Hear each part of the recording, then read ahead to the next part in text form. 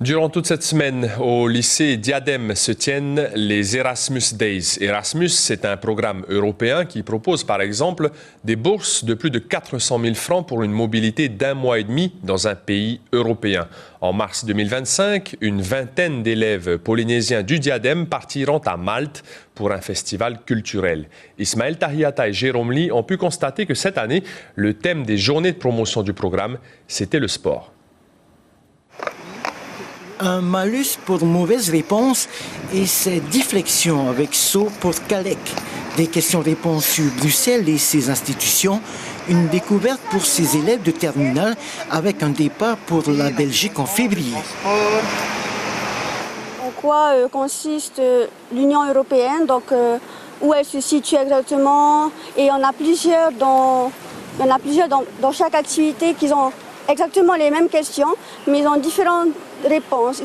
Par exemple, il y en a c'est la France, et il y en a c'est Strasbourg, mais à nous c'est plus précisément Bruxelles. Les Erasmus Days, un événement mondial.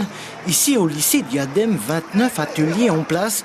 Il est question de commerce, de gestion comptable et même de protection des océans.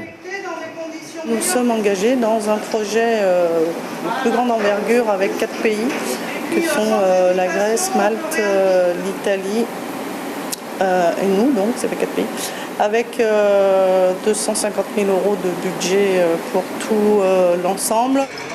À l'accueil des étudiants du programme Erasmus, qui en avait fait un stage à Dublin en Irlande, la nuit, elle est partie à Malte. Vente, gestion de la clientèle et des fournisseurs, un séjour d'1 mois pour toutes les deux. J'ai travaillé à eSport, c'est un magasin de jeux vidéo en ligne. C'est compliqué, non? Compliqué dans le sens où ils ne parlaient pas français, ils parlaient anglais et maltais. C'était bien, ça fait du bien en fait de découvrir autre chose que la Polynésie. Et ça fait aussi d'un côté bizarre parce que on voit de tout, on découvre des cultures, on voit beaucoup de choses.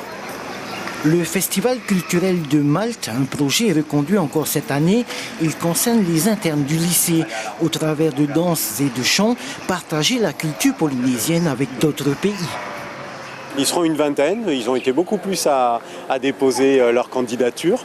Et puis ensuite, nous, on a dû mettre en place un ensemble de critères, puisque c'est une grosse responsabilité que de faire partir des élèves. Donc on a dû prendre les élèves les plus engagés, les plus autonomes. Ce n'est pas forcément ceux qui ont des meilleures notes.